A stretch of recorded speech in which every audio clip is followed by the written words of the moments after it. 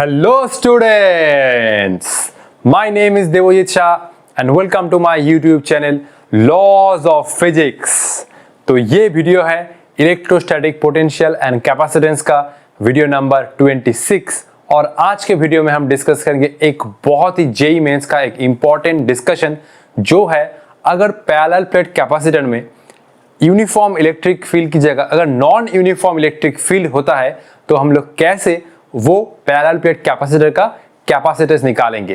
ये क्वेश्चन मतलब ये जो कंसेप्ट आज हम लोग डिस्कस करेंगे ये एग्जाम पॉइंट ऑफ व्यू से बहुत इंपॉर्टेंट है। आप लोग देखेंगे कि अगर पैरेलल प्लेट कैपेसिटर में नॉन यूनिफॉर्म इलेक्ट्रिक फील्ड होता है तो उसका क्या अप्रोच बनता है कैपेसिटेंस निकालने का।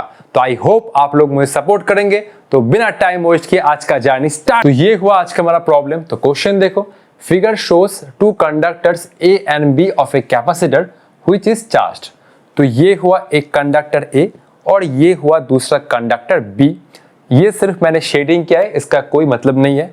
इसमें चार्ज है प्लस Q, इसमें चार्ज है माइनस Q और ये हुआ एक्स एक्सिस और ये दोनों प्लेट का सेपरेशन है स्मॉल d। अब देखो क्वेश्चन क्या कह रहा है, due to shape of conductors there exist non uniform electric field between conductors which is given by this। अब देखो ये दोनों कंडक्टर का जो शेप है वो कुछ अलग है, तो ये शेप के वजह से इन दोनों कंडक्टर के बीच में non uniform electric field exist कर रहा है। देखो नॉन यूनिफॉर्म है क्योंकि इलेक्ट्रिक फील्ड लाइंस तो पैरेलल नहीं है और ऑब्वियसली देखो इलेक्ट्रिक फील्ड एक्स के साथ वेरी कर रहा है। तो ये हुआ एक्स डायरेक्शन और इलेक्ट्रिक फील्ड एक्स डायरेक्शन में ऐसे वेरी कर रहा है। तो सिंपल ये दोनों कंडक्टर के बीच में इलेक्ट्रिक फील्ड है नॉन यूनिफॉर्म जो गिवन है और क्या निकालना है वो है कैपेसिटेंस। तो इस कॉन्फ़िगरेशन का अब हमें कैपेसिटेंस निकालना होगा। फॉर्मूला क्या है? फॉर्मूला तो वही है C equal to Q divided by V1 minus V2। V1 किस प्लेट का पोटेंशियल होगा? V1 होगा इस प्लेट का पोटेंशियल। ये मैं अभी नाम इरेज कर रहा हूँ, चलो इसको नाम देते A B। तो V1 होगा इस प्लेट का पोटेंशियल और V2 होगा इस प्लेट का पोटेंशियल। मतलब V1 is the potential on the surface of this conductor, V2 is the potential on the surface of this conductor. अब V1 क्या है? V1 उस सरफेस का पोटेंशियल होगा जहां से इलेक्ट्रिक फील्ड ऑरिजिनेट कर रहा है और V2 उस सरफेस का पोटेंशियल होगा जहां पर इलेक्ट्रिक फील्ड टर्मिनेट कर रहा है। ये तो मैंने आप लोगों को सिखाया था।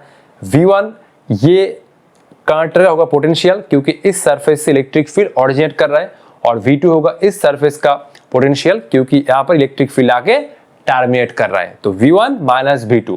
अब सिंपल ये निकालो और ये मतलब इसका आंसर आ जाएगा। तो एक बार वीडियो पॉज करके जरूर ट्राई करो। मैं तब तक ये क्वेश्चन थोड़ा इरेज कर लेता हूँ क्योंकि मुझे जगह चाहिए। तो सिंपल मैं इलेक्ट्रिक फील्ड का एक्सप्रेशन साइड में लिख लेता हूँ। E इक्वल टू फटाफट ट्राई करो Q by B 1 plus A x square. ये हुआ एक्स डायरेक्शन। तो चलो वीडियो पॉज करके एक बार ट्राई करना स्टार्ट करो।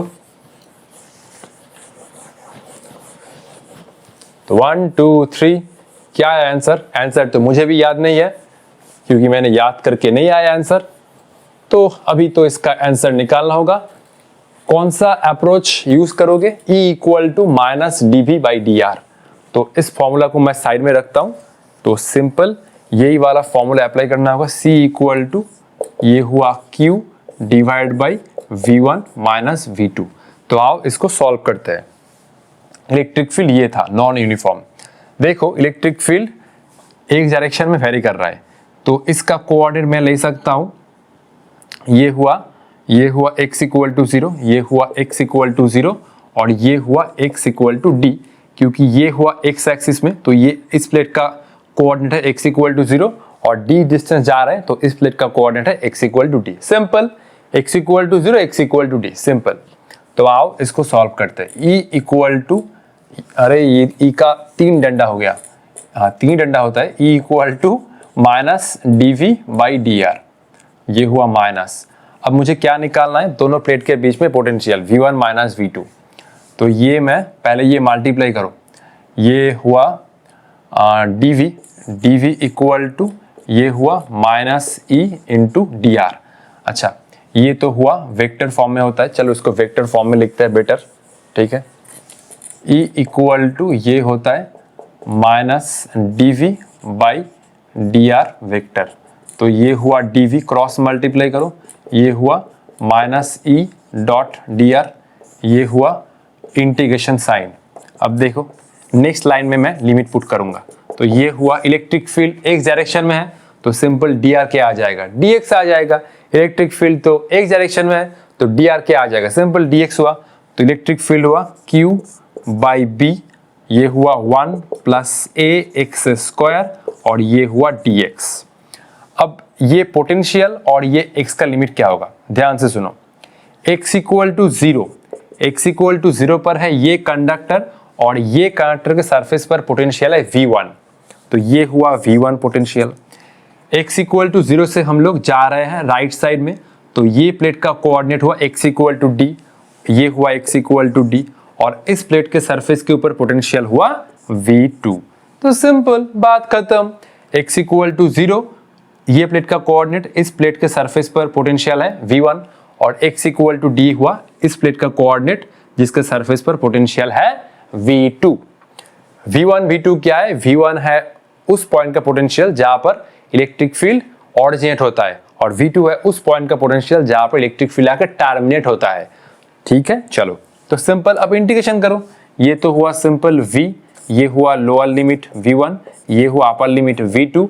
यहाँ से हम लोग माइनस Q बाई बी को बाहर निकालेंगे और अब इंटीग्रेशन करना होगा। ये हुआ x इक्वल टू 0 से लेकर x इक्वल टू d और ये हुआ 1 के साथ dx मल्टीप्लाई करो, ये हुआ dx। अब मैं दो पार्ट में इंटीग्रेशन को ब्रेक कर रहा हूँ। ये तो एक a बाहर आ गया और ये हुआ x स्क्वायर dx, ये हुआ lower limit 0 upper limit d। तो minus Q by B 1 into D X, ये हुआ एक्स स्क्वायर डी एक्स। तो चलो आगे जाते हैं। तो ये तो हुआ simple lower limit minus upper limit, ये हुआ V2 minus of V1 minus ये हुआ Q बाई बी, ये हुआ dx का इंटीग्रेशन कितना आएगा x, lower limit 0 upper limit d, ये हुआ a, एक्स स्क्वायर का आ रहा है x cube by 3, lower limit 0 upper limit is d। तो ये हुआ V2 माइनस V1, ये हुआ माइनस Q बाई बी, ये हुआ लिमिट पुट करो तो d माइनस 0 d आएगा d और ये हुआ a बाई 3 और ये हुआ d क्यूब माइनस 0, ये तो आएगा 0। इंटीग्रेशन का फॉर्मूला याद है तो कहाँ पर लिखूं, चलो यहाँ पर लिखता हूँ। ठीक है, ये इरेज कर रहा हूँ। इंटीग्रेशन का फॉर्मूला ये था x to the power of n dx equal to x to the power of n plus 1 divide by n plus 1। तो ये था X square, that is Y X cube by 3। तो ये हुआ सिंपल, मैं अगर इसको मल्टीप्लाई करूं तो ये कितना आ रहा है माइनस क्यू, इसको मैं अगर चलो इसको ऐसे ही रखता हूं। ठीक है, इसको ऐसे ही रखता हूं, कोई बात नहीं है, इसको ऐसे ही रखता हूं। तो minus Q by B D A by 3 D cube और ये हुआ V2 माइनस V1। ठीक है, ये हुआ